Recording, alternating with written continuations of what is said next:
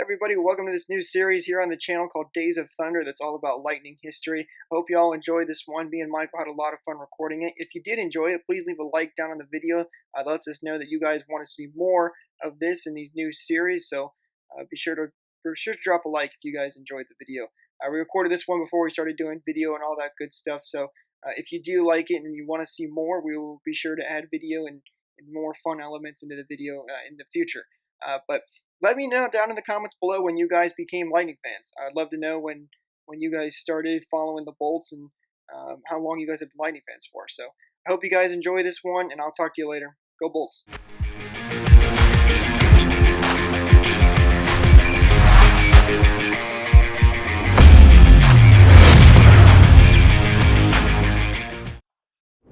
Welcome back to a new episode of Days of Thunder. It's our new series that we're starting here on the Bay Bolts channel. It's going to cover all of the Lightning history, so I'm very excited for it. My name is Jake Ricker, and I'm here with my good friend Michael. Michael, how you doing today? I'm good, Jake. We're in the middle of playoff hockey, and I'm excited to talk a little bit about the history of the Bolts with you. Yeah, very excited. The Lightning have had, actually, I think, a very interesting history overall. There's a lot of things that even I, who I call myself a diehard Lightning fan, didn't know, and I'm very excited to share it all with you guys. So let's get right into it and start talking about it. With first talking about Phil Esposito and how things first got off the ground and running. The Lightning were an expansion team in the year of 1992, but obviously this process started early on in the late 1980s is when the NHL first announced that they would be expanding.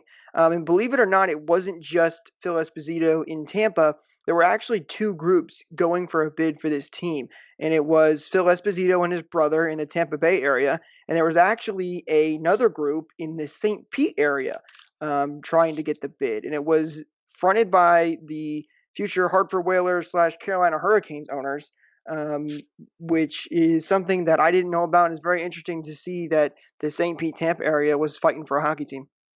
Yeah, that is really, really interesting because you look at the Hartford Whalers, and they wanted an expansion team really, really bad, or the minority owners of the Hartford Whalers, I should say, and they didn't get their team. And actually, I don't know if you know this, they ended up buying a majority ownership in the San Jose Sharks, who came along a year after the Lightning. So they did end up getting their team. They just didn't end up getting it in St. Petersburg. As for Esposito, I think it's really interesting that he originally wanted to put the team in Orlando. That was where he wanted Right. to put the team, pair them with the Orlando Magic at what is now known as, I believe, the American Airlines Center. That might be in Miami. I think it's Amway Arena, something like that. Amway Arena is the one in Orlando, yes, Okay, so or Amway Center. Sorry. Amway Center. They wanted to put the Lightning and the Magic in the same building. They wanted to do the basketball hockey thing that the Staples Center and the Barclays Center do at this point, but they didn't get that. And instead, because Esposito didn't get what he wanted at Orlando, he went directly to Tampa and he said, "Hey, I want to put a hockey team here." And hockey in the South was generally thought of as a crazy idea at that point. I want to say that the lowest team geographically was the Dallas Stars, or the it was not an idea that was generally thought of as successful. Right. And as we'll get into in later episodes, it became more successful here in Tampa Bay. But people thought Phil Esposito was a madman. Yeah, and I mean, you look at a team like the Florida Panthers, even today, are still considered one of those crazy Southern teams because they have struggled with attendance. Now, a large part of that is also due to the team not being its best, although they've been doing pretty good recently, and also the area of the stadium and all that good stuff all plays into factors into that. But I think the Florida Panthers are an example of what it was like back then when they first started putting these teams on in the South. But what's interesting to me is how Phil Esposito ended up winning the bid against the St. Pete group, because Phil Esposito and his group actually was wanting to put in the total amount of money they were willing to pay for the team was actually less than the St. Pete group. The difference ended up being that Phil Esposito's group was willing to put up 50 million up front, which is the expansion fee, and the St. Pete group only wanted to put up 29 million before starting their play. And the NHL wanted to go with that 50 million up front, and that's how they won the bid. Yeah, and you look at the big prices now with Seattle and Vegas, and even back then in the 2000s with Minnesota and Columbus, and you go, well, they had to pay this gigantic fee, and they had to pay it up front. That's something that the NHL has stuck to for a really long time. So when the Ottawa Senators and the Tampa Bay Lightning both won their ownership bids, it was because they had owners that were willing to put up that sort of money towards the front end of things.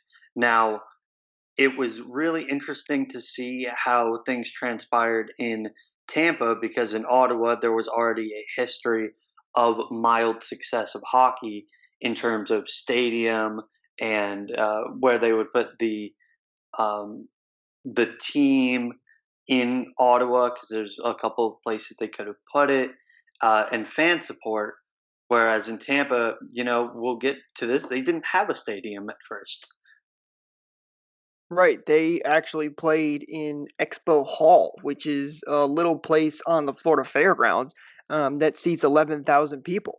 This is not a state-of-the-art stadium like we see teams like Vegas and Seattle that they have at their beginning of their seasons. But I think it shows how much the Tampa area really embraced hockey culture. Is that even in Expo Hall, this 11,000 seat place, and a team which we'll talk about soon that didn't get off to a good start, people still came out to watch hockey, and hockey ended up growing and growing, and now we look at Tampa as one of the premier markets in the NHL. Yeah, yeah, we do. And you look at that first game, and we'll go back to that first game in a little bit. But one thing that I want to bring up about it is you look at the fans, and they are just crazy for hockey. And that's really nice to see that even at the beginning, there was that fan support there. It died off a little bit, as all things do with non-successful teams. But Tampa, the Lightning are probably the most successful team in Tampa right now, and it's because they had that strong fan base that was wanting a hockey team at the beginning. Absolutely. Let's talk about that first year and that first expansion draft. This expansion draft is a lot different than the expansion draft many people are probably used to today with Vegas. As we all know that Vegas, that expansion draft was, kind of a weird one because Vegas got so many good players and they went on that great run in their first year. There were actually two teams in this expansion draft, that being the Tampa Bay Lightning and the Ottawa Senators. Yeah, and you brought up a really good point before the show started that, there were technically two teams in a couple year span, but, Seattle and Vegas are doing basically the same thing of having an expansion draft, uh, two teams in an expansion draft. And the Lightning, for their part, they did fine. They got some decent role players, but they didn't really get anyone that was a standout. Like I think about Jonathan Marchessault or Marc Andre Fleury for Vegas. So they got some nice depth pieces and they didn't really do a whole lot else. And I think that was to their detriment because while the expansion rules were definitely different back then than they are now, you have the entire NHL in the palm of your hand. And if you make a sudden impact, you can make your team good like right off the bat. And we saw that with the Panthers a couple years later. Yeah, exactly. And when you talk about, with Vegas and Tampa, you look at Vegas, not only did they get, guys like Marchessault, they also got guys like Marc-Andre Fleury, who are considered, probably a Hall of Fame goaltender.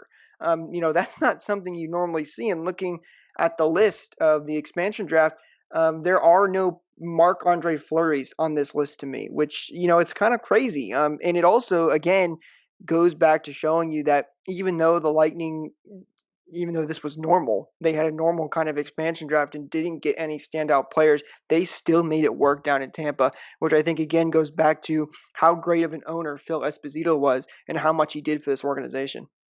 Yeah, and another thing that Esposito did really, really well is that he brought in a couple of new markets, and one of those markets was female hockey fans. We saw the first female ever get into a NHL exhibition game in Manon Rayom. I really hope I pronounced that correctly, It's a but tough one. Don't beat yourself up. a French female goaltender who spent a lot of time, dominating women's hockey. And she came in and she faced 9 shots against the St. Louis Blues, and she let 7 of them in, and she still probably had a better save percentage than the rest of the Lightning goaltenders that year. Like, Yeah, and obviously, she wasn't any groundbreaking goaltender that took the league by storm or anything like that, but she's still very widely talked about in NHL when they look at women and in hockey because she played such a pivotal role in even getting a chance to play in this exhibition game. I mean, this is unheard of stuff, and it's really cool that the Lightning were a part of that history. Despite it, just being an exhibition game, it still, kind of paved the way for what was to come in the future. yeah, she was a part of the International Hockey League. She even played a couple of games in the ECHL, and she was able to do that because of the exposure that she got from this game. So she was a girl that played in the IHL, the International Hockey League. She even got to play in the ECHL. Like, she got those opportunities because of the exposure. And I would say, to help her out a little bit and to give her the credit, she made women hockey fans excited to see the Tampa Bay Lightning. Yeah, I think you nailed that point right there. Is that she was a huge boost to this franchise. Who knows without that excitement, that huge attention, where this team would be at without her. So very cool. I want to move on down to talk about the first entry NHL entry draft the Lightning had, and it was an interesting draft for the Lightning because looking at the list. They do have a lot of all stars on this list. Now, as of who made an impact on the Tampa Bay Lightning, that's a whole nother story.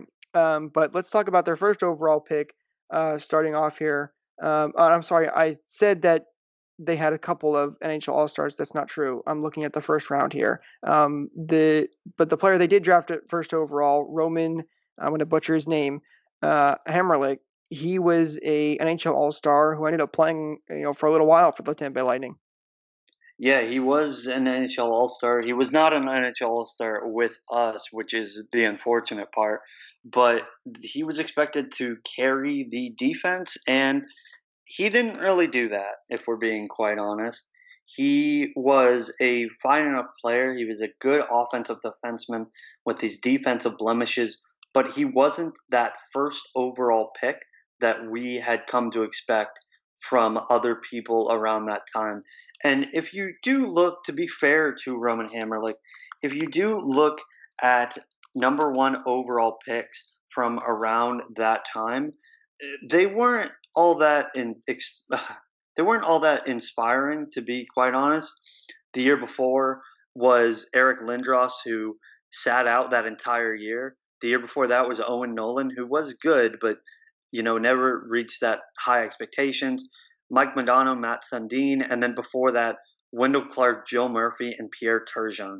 Like, you have to go back to 1984 to find a legitimate franchise changer in Mario Lemieux.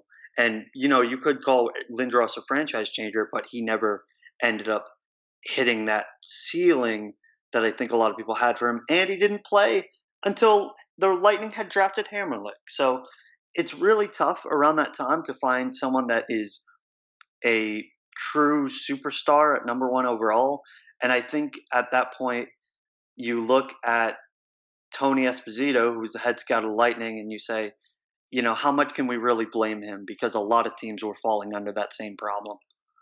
Right, and you look at his career stats. His best year of his entire career came with the Lightning in 95, 96, where he had 65 points, which is, in today's standards, nothing. Like you said, it's not a superstar, but he was a pretty consistent player. And I think when you look at it this was the Lightning's first shot at an overall pick. And while he didn't turn into exactly what I think the Lightning wanted, I think he was still a pretty good pick to start to get us started and get us going um, in these first couple of years. And I'd love to know what all of our listeners think about this pick and how the Lightning did in their first couple of years at drafting, because first overall draft picks are very important, and we've seen the Lightning only have. I mean, there were two huge first round draft picks that ended up changing the franchise.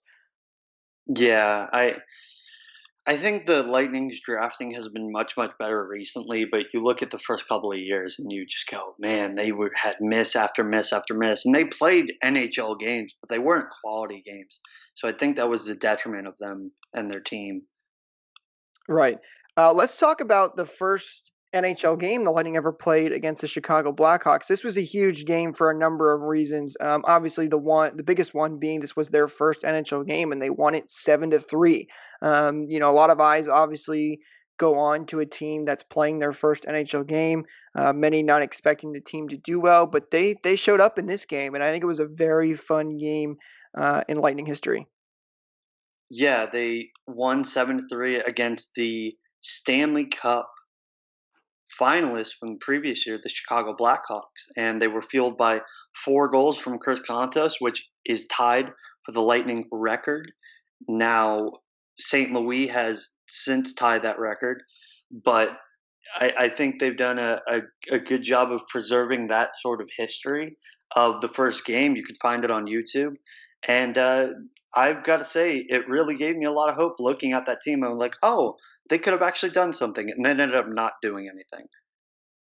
Yeah, I mean, the fact that Kontos scored a hat trick in that first game, I think, is something that's really cool too. I mean, having a hat trick, beating the former Stanley Cup champions in your first ever game as a franchise, I think was huge for this team, and really kind of, and even though that they did, like you mentioned, not turn out to what people might have thought or hoped they had been, this is still a game you look at in their history and say, wow, this is how Tampa hockey, really got off to the start and ended up becoming what it was. A great overall, experience in game one. And again, like you said, it gave the fans a lot of hope for the future. And unfortunately, the rest of the season didn't really do that. But overall, like, great job by them to show what they were made of in that first game. And they had some talent in the first year, but uh, definitely disappointing. And looking at the first couple of years for the Lightning, let's talk about Brian Bradley, who was arguably, or well, probably definitely was the best player on this team. Looking at the first season, Brian Bradley was the guy who came into the team with 80. He had 86 points in the first season, and you look at the guy with the second most points on the team, and that was John Tucker with 56 points. I mean, it's a huge difference there. Brian Bradley was a huge part of this team in the first couple of years, and he really carried them for the first couple of years. Yeah, he was definitely someone that the Lightning needed at that time. You look at the fact that he basically broke out. He was someone that didn't have more than 48 points in a season with the Vancouver Canucks back in 1989-90. And the season before he got taken by the Lightning in the expansion draft, he only had 31 points in 59 games. Comes in, is over a point a game player, does have a minus 24, which is a little bit concerning. But he's stays at a high level during his time with the Lightning and leads them to their first ever playoffs. And I know we'll eventually get to that, but to have a leader like that, to have an ambassador like that is great. And I think that it is probably not that far off to call Brian Bradley the first true star of the Lightning.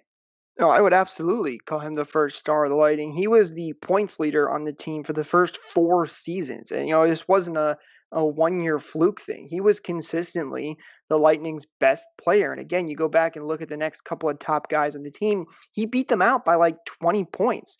And, I mean, he was a point per game player for his first year.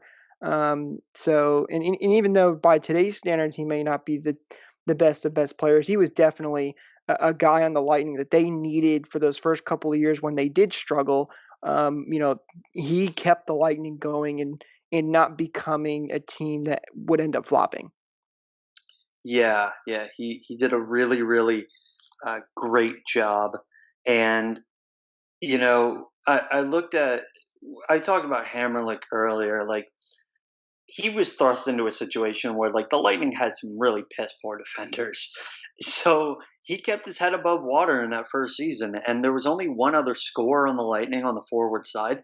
That was Brian Bradley. The goaltending wasn't very good. I am very actually surprised that they were even getting as many points as they did. I don't even think they finished last that year, which is surprising on its own.